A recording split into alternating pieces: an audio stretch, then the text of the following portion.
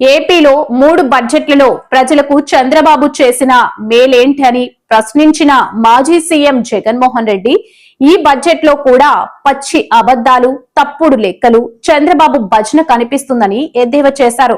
State revenue పురోగతిలో దేశంలో 23 రాష్ట్రాల్లో ఏపీ 22వ స్థానంలో ఉందన్నారు. ఇతర హామీలు, ఇతర వాగ్దానాలను పూర్తిగా విస్మరించిన పరిస్థితులు, అన్ని వర్గాల ప్రజలను మరోసారి మోసం చేస్తూ పెట్టిన బడ్జెట్ ఇది.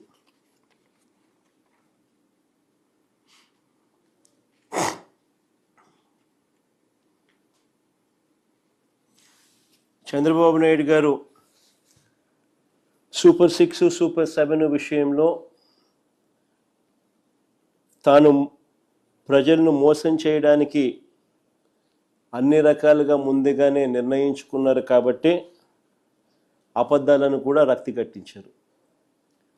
సూపర్ 6, సూపర్ 7 హామీలను తాను నెరవేర్చకపోయినా అబద్ధాలు పదే పదే అవే అబద్ధాలు చెబుతూ సూపర్ 6, సూపర్ 7 అట్టర్ ఫ్లాప్ అయినా కూడా తాను చేయలేక సూపర్ హిట్ అంటూ నిస్సిగ్గుగా మోసం చేస్తూ గోబల్స్ ప్రచారానికి దిగారు.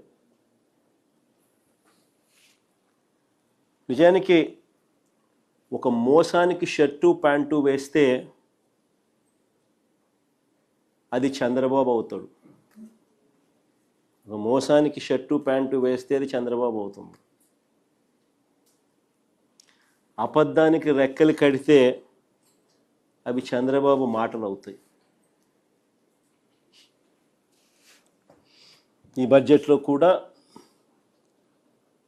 అవే పచ్చి అబద్ధాలు, తప్పుడు లెక్కలు, లేని గొప్పలు, చంద్రబాబు భజన ఈ బడ్జెట్లో ఇవే కనిపిస్తాయి.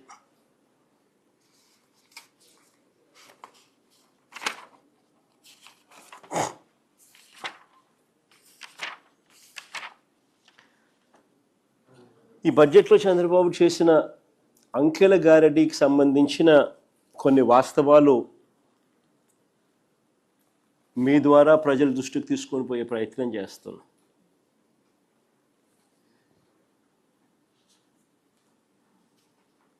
రాష్ట్ర ప్రగతి గురించి, ఆర్థిక వ్యవస్థ గురించి చంద్రబాబు మాటలేమో కోటలు దాటుతూ ఉంటాయి. కానీ వాస్తవ లెక్కలు చూస్తే మాత్రం అవి గడప కూడా దాటని పరిస్థితులే కనిపిస్తాయి. చంద్రబాబు హయాంలో అంతా కూడా పబ్లిసిటీ పీక్, పర్ఫార్మెన్స్ మాత్రం వీక్. ఇది స్టాండర్డ్ చంద్రబాబు గారి పాలనలో మనకు కనిపిస్తూ ఉన్న సత్యం. 2024-25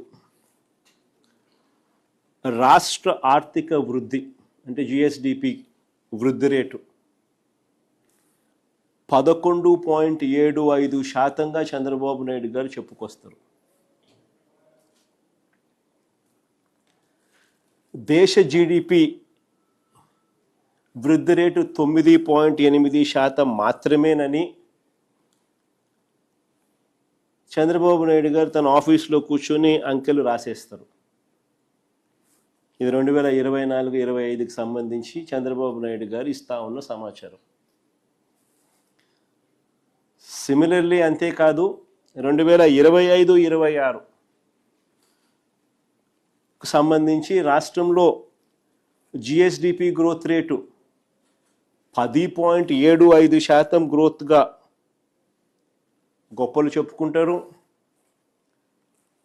ఈ 25-26లో దేశ జీడిపి గ్రోత్ రేటు 8%, కానీ రాష్ట్రంలో 10.75% నమోదైంది అని చెప్పి చంద్రబాబు నాయుడు గారు తన డబ్బాను తానే మోయించడం మొదలు పెడతాడు. ఫ్యాబ్రికేటెడ్ నెంబర్స్తో తన డప్పు తానే కొట్టుకోవడం మనకంతా కూడా కనిపిస్తూ ఉంది. నేను ఒకటే అడుగుతా ఉన్నా, జీడిపిలో అంటే రాష్ట్ర వృద్ధి రేటు అని అంటే రాష్ట్రం పురోగతిలో ఉందని దాని అర్థం. Primary sector, secondary sector, tertiary sector అన్నీ కూడా పురోగతి సాధిస్తున్నాయి అనేది దాని అర్థం. అంటే వ్యవసాయము, మ్యానుఫ్యాక్చరింగు, సర్వీసెస్ సెక్టరు అన్ని సెక్టర్సు వేగంగా పరిగెత్తా ఉన్నాయని దాని అర్థం. మరి చంద్రబాబు చెప్పిన ఈ లెక్కలే నిజమైతే జిఎస్డిపిలో ఈ మేరకు గ్రోత్ రేటు నిజంగానే కనిపిస్తూ ఉంటే దట్ షుడ్ ట్రాన్స్లేట్ ఇంటూ ప్రజల తలసరి ఆదాయం కూడా ఇదే రీతిలో నిజంగా పెరిగి ఉండాలి కదా. దట్ షుడ్ ట్రాన్స్లేట్ ఇంటూ ప్రజల తలసరి ఆదాయం కూడా ఇదే రీతిలో నిజంగానే పెరిగి ఉండాలి కదా. ఆ తలసరి ఆదాయం నిజంగానే ప్రజలకు ఆదాయాలు నిజంగానే పెరిగి ఉంటే తద్వారా వాళ్ళ కొనుగోలు శక్తి కూడా పెరగాలి కదా. సో కొనుగోళ్ళు కూడా పెరగాలి కదా, పెరిగి ఉండాలి కదా, కొనుగోలు కూడా పెరిగి ఉండాలి కదా. తద్వారా ప్రభుత్వానికి వచ్చే ఆదాయాలు ట్యాక్స్ రెవెన్యూస్ కూడా పెరిగి ఉండాలి కదా. అంతా కనెక్టెడే కదా. రాష్ట్రం పురోగతిలో ఉంది, జిఎస్డిపి గ్రోత్ రేటు వృద్ధి రేటు విపరీతంగా ఉంది అని అంటే ప్రజల చేతుల్లో డబ్బులు దండిగా ఉండాలి.